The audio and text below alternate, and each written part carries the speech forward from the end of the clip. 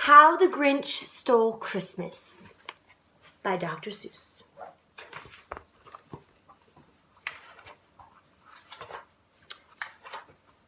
Every Who down in Whoville liked Christmas a lot.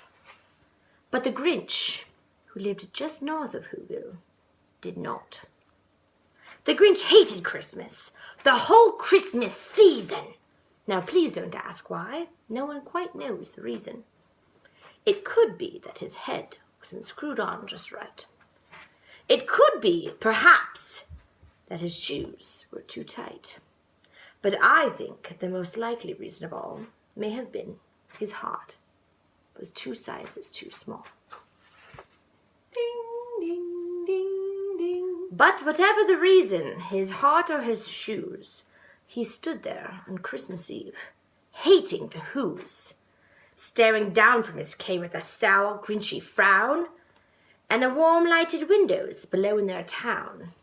For he knew every Who down in Whoville beneath was busy now, hanging a mistletoe wreath. And they're hanging their stockings, he snarled with a sneer. Tomorrow's Christmas, it's practically here. Then he growled, with his Grinch fingers nervously drumming. I must find a way to stop Christmas from coming. For tomorrow, he knew, all the Who girls and Who boys would wake bright and early. They'd rush for their toys. And then, oh, the noise. The noise, noise, noise. That's one thing he hated. The noise, noise, noise. Then the Who, young and old, would sit down to a feast, and they'd feast. And they'd feast. And they'd feast, feast, feast. They would feast Who pudding and rare Who roast beast, which was something the Grinch couldn't stand in the least.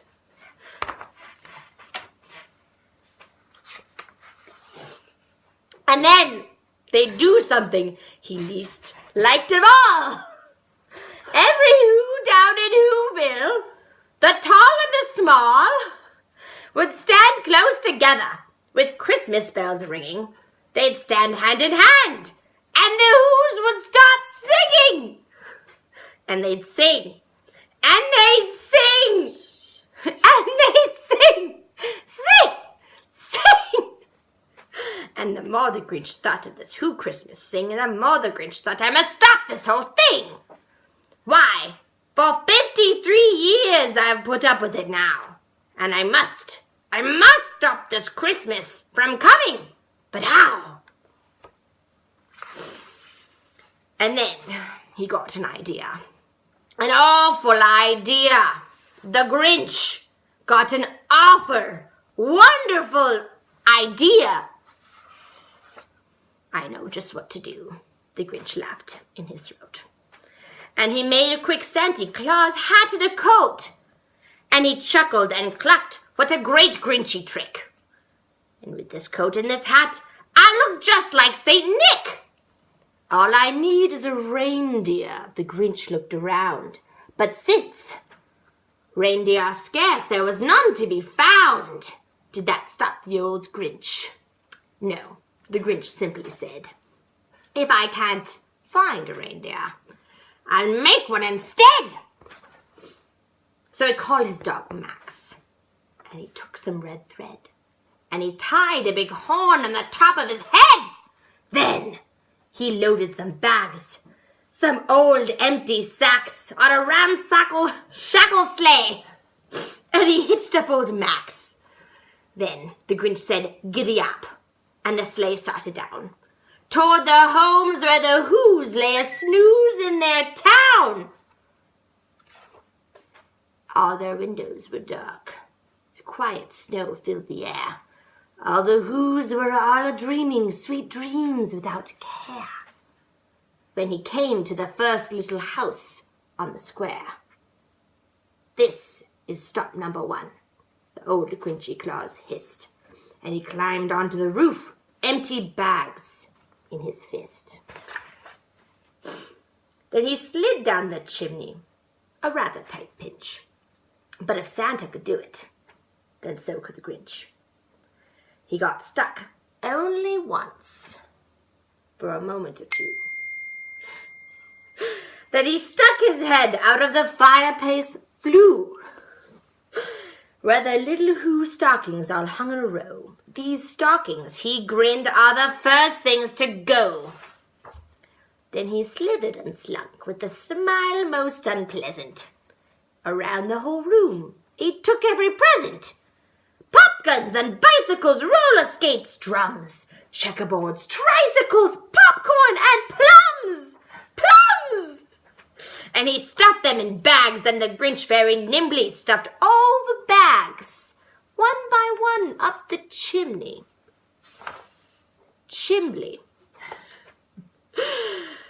Then he slunk to the icebox. He took the Who's feast. He took the Who pudding. He took the roast beast. He cleaned out that icebox as quick as a flash. Why, the Grinch even took the last can of Who hash. Then he stuffed all the food up the chimney with glee. And now, grinned the Grinch, I'll stuff up the tree. And the Grinch grabbed the tree and he started to shove. He turned around fast. He saw a small Who, Cindy Lou Who was no more than 2. The Grinch had been caught up by this tiny Who daughter, who'd got out of bed for a cup of cold water. She stared at the Grinch and said, "Santa Claus, why? Why are you taking our Christmas tree? Why?" But you know, that old Grinch was so smart and so slick. He thought up a lie, and he thought it up quick. "Why, my sweet little tot," the fake Santa Claus lied, "there's a light on one side that won't light on one side. So I'm taking it up to my home, to my workshop, my dear. I'll fix it up there, and then I'll bring it back here." And his fib fooled the child. He patted her head, and he got her a drink, and he sent her to bed. And when Cindy Lou Who went to bed with her cup, he went to the chimney, and he stuffed the tree up.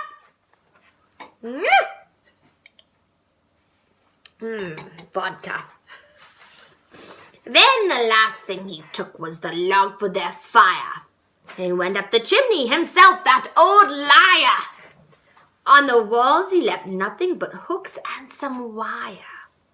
And one speck of food he left in the house was a crumb that was even too small for a mouse.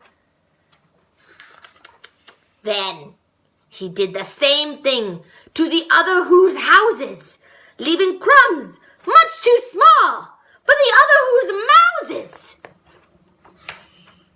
It was 1:15 dawn, all the Who's still abed. All the Who's still a snooze when he packed up his sled. Packed it up with their presents, the ribbons, the wrappings, the tags, the tinsels, the trimmings, the trappings.